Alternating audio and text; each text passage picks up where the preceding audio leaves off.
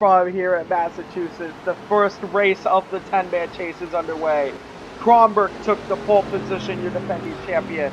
Martin, who is tied with LGD for first in the standings at the moment, is in second. Morrison Jr., who took until the very last race to get in, is third. Hopkins fourth, Ross fifth, Fontaine sixth, Salter seventh, Ronan eighth, Stevenson ninth, and LGD in 10th. In an even faster and bigger version of Bristol and Dover, let's see who gets underway here. And already Martin has got a fantastic launch coming out of turn 2. Is he going to clear Felix? Coming out the backstretch, and he is. Tire wear is very, very important on this high main track. The tires will be pretty killed by lap 12. It's all about preserving your tires, and as most drivers would say, winning the race in the slowest speed possible. And Morrison Jr. and Kronberg just got head-to-head. Kronberg needs to find a way to get back into the inside, but cannot find a way to do so. Yeah, he is being sucker-holed. Hopkins and Morrison Jr., Hopkins, and it looks like Ronan will be able to take advantage. Dustin Morrison Jr. now takes the second spot away from the 96. Martin still in the lead.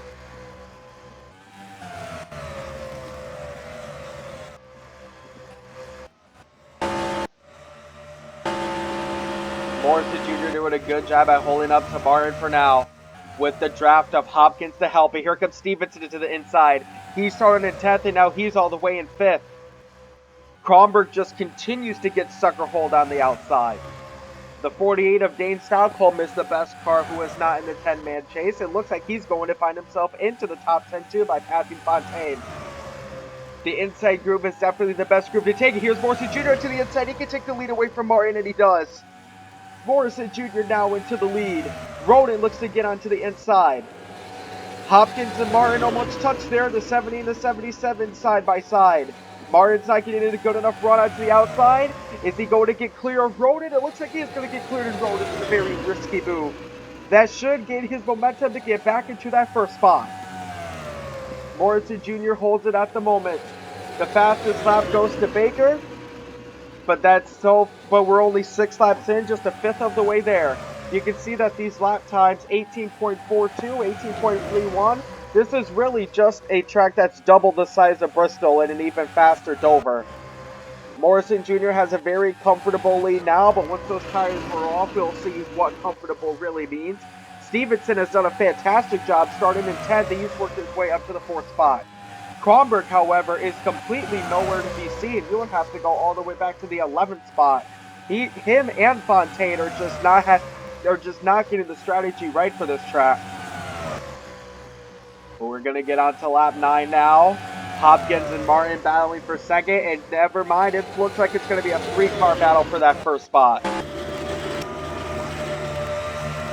Hopkins is trying her best to get Huck into that inside lane. You see, that's what Martin's trying to do. His car was very, very low to the ground, but it doesn't seem to affect his driving. And here comes Martin, looking to make a move on Morrison Jr. Martin gets as much into the inside as possible so he can go as slow as possible to preserve those tires. And it looks like it's working so far. Look at that run that Martin got. Morrison Jr. is content with the middle, but Martin and Hopkins are trying to get as much into the inside lane as they can. And we have a wreck, and it involved Luis Fontaine. Luis Fontaine and Bolio Brown and the 39 across and the 96 of Kronberg.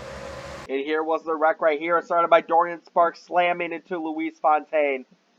Fontaine into the wall. Then we got Brown, DeJesus, and Kronberg in it. And look at the crisp for Kronberg. Flips once, hits Ross, and flips multiple times. Down turn 3. Dorian Sparks just misses him, and he goes down the backstretch. Goodness me, that is tragic for the 96, the 39, and the 16. Let's get a view from the 16 while we're having. This was all caused by Dorian Sparks. Looks like Fontaine was just too slow going in. He probably used up his tires too early. You can see the other wreck here from the 56 of Dorian. Goodness. Kronberg seems to be okay, but him, Ross, and Fontaine, just one race in, but that is going to be terrible.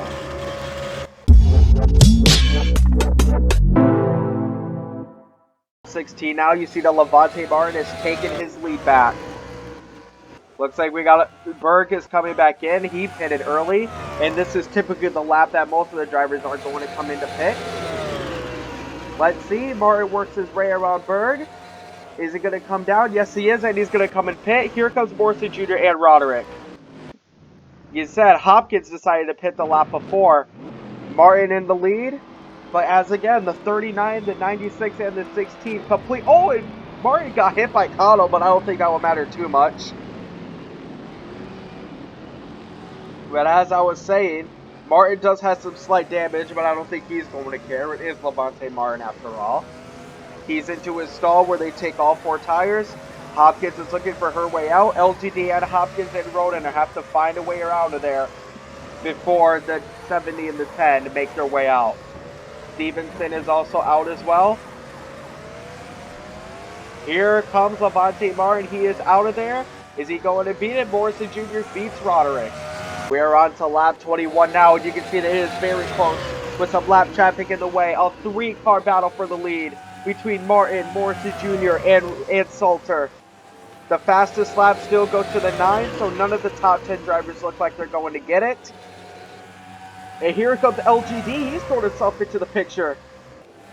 4 cars all trying to get that win, especially with LGD and Martin are the points leaders with Ross and Kronberg out. That can mean a lot and a lot more going into these last few races.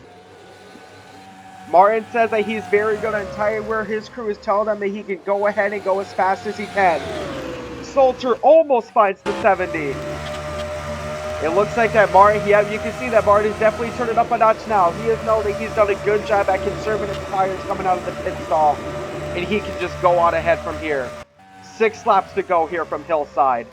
LGD has passed Morrison Jr. for that 3rd spot. And it looks like Martin is going to get the bonus for the most laps led too. Here comes Salter onto the outside. Here comes LGD onto the inside. Can he make something work here? Looks like LGD has definitely turned it up a few notches as well. Salter got the best of him that time. It looks Salter's actually making the outside work very, very well. And here comes Martin launching himself as best as he can. Can the 8 get the help of the 7 from LGD? He's doing good here. Coming onto the outside. He's trying his best to catch up to Martin, but Martin is faster. It looks like the drivers who are the top 2 at the moment, looks like the drivers that are in the top 2 in the standings are going to be the top 2 to finish here. And you can see why. Very good, consistent, for the most part, clean driving from the 2 of them, since Martin did get into a little scuffle with Cotto. It's going to be just 3 laps to go once we come out of turn 4 here. Salter trying to get past the 8, but it looks like it's not going to be enough. Martin and LGD have both cranked up a lot of notches. 3 to go. It looks like it's not over yet. And Martin does have some lap traffic to deal with. He's got to somehow deal with Bolio Brown and Kyle Lamarty. That's just going to help the LGD get closer. 2 laps to go. It looks like Martin is just saying, screw it. He's going to try to get past Lamarty. Not even have to worry about it. And Guy and Salter almost touch. The 53 of Huckleberry's in 5th. Roden and Morrison Jr. and Hopkins have fallen back a few positions. It's 1 lap to go here at Hillside. The 96, the 39, and the 16 did not get the start they wanted, but it looks like the 70 of Levante Martin is going to get the start that he most dreamt of. Coming out of turn 3 and 4, your Season 2 champion is going to start the chase right where he wants to. He's going to win here at Hillside, with LGD in 2nd and Salter in 3rd. The top 2 in the point standings finished top 2 in this race. Excellent one from Salter as well, considering how they're shared. He is also sharing that car with Zach Roderick. Martin comes down the backstretch, and he is going to be ready to celebrate in that very damaged number 70 Freedom of Form Foundation car. He's probably just going to wait for some other cars to get past him first. I would say, even though the 70 won this race, the 52 and the 8 gave him a good run for his money. He will be the points leader going on to the next race, but he also knows that it is far from over. And here we go.